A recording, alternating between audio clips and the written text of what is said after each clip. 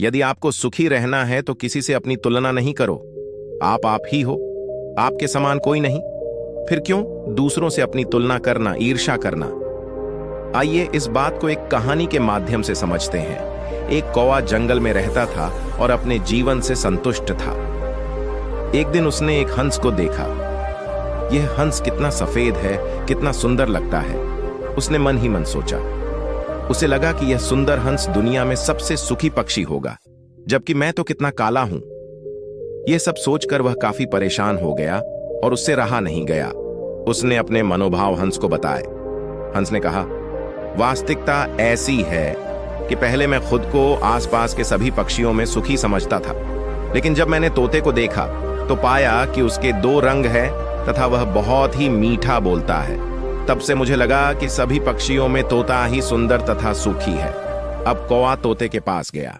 तोते ने कहा, मैं सुखी जिंदगी जी रहा था, लेकिन जब मैंने मोर को देखा तब मुझे लगा कि मुझ में तो 2 रंग ही, परंतु मोर तो विविध रंगी है।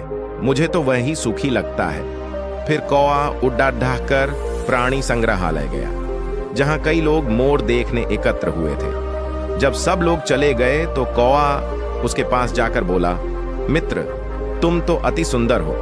कितने सारे लोग तुम्हें देखने के लिए इकट्ठे होते हैं।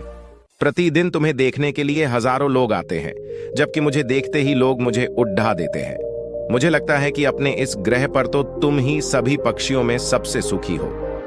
मोर ने गहरी सांस लेते हुए कहा, मैं हमेशा सोचता था कि मैं इस पृथ्वी पर अति सुंदर हूं, मैं ही अति सुखी हूं, परंतु मेरे सौंदर्य के कारण ही मैं यहां पिंजरे में बंद हूं।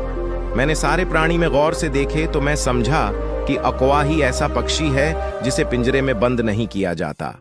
मुझे तो लगता है कि काश मैं भी तुम्हारी तरह एक कौवा होता तो स्वतंत्रता से सभी जगह घूमता, उड़ता, सुखी रहता।